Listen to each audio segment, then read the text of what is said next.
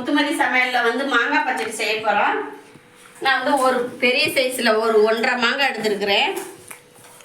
அதுக்கு தேவையான பொருள் சீரகம் 1 ஸ்பூனு, பச்சை மிளகாய் 3, காஞ்ச மிளகாய் 3, எண்ணெய், கொஞ்சம் வெல்லம் மண்டவெல்லம், 1 ஸ்பூன் மிளகாத்தூள், 1 ஸ்பூன் வந்து மஞ்சத்தூள், பெருங்காயத்தூள் கொஞ்சம்.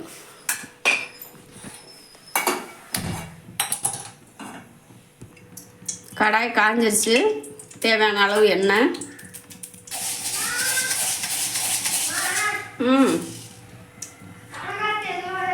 கடுகு உளுந்த பருப்பு 1 ஸ்பூன்,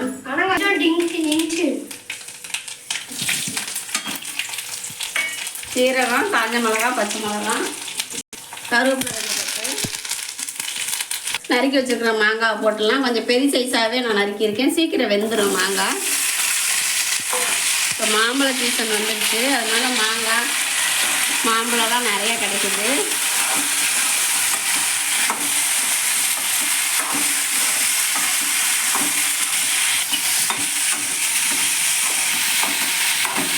மாங்காய் வந்து சீக்கிரம் வெந்துடும். நல்ல நைஸான காய். நம்ம தோலோடே போட்டிருக்கிறோம். தோல்லாம் சீக்கக்கூடாது. இதில் நான் வந்து ஒரு 1/2 டம்ளர் தண்ணி ஊற்றிருக்கிறேன். நல்லா வேகட்டும். உப்பு போட்டுடலாம்.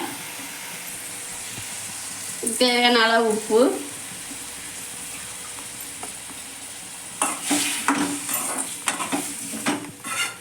வெங்காயம் போட்டு செய்யலாம்.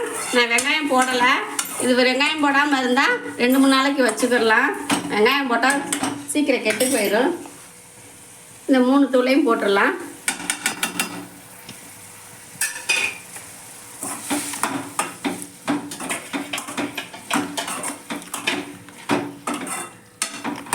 இனிப்பு, உரப்பு, புளிப்பு 3 இருக்கும். வேகட்டும். மூடி போட்டு மூடி வச்சிடலாம்.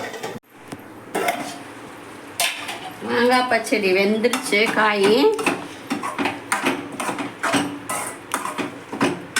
நல்லா கரண்டி வச்சு இப்படியே மதிச்சு விட்டோன்னா தண்ணியாக ஆயிடும். இப்போ வந்து நம்ம மண்டவெல்லம் போட்டுடலாம். நான் வந்து ஒரு 3 ஸ்பூன் மண்டவெல்லம் எடுத்துருக்கிறேன்.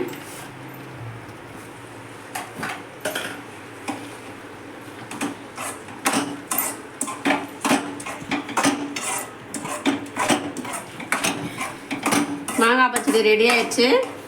அவ்வளோதான். சர்வ் பண்ணி காமிக்கிறேன். மாங்காய் பச்சடி ரெடி ஆயிடுச்சு.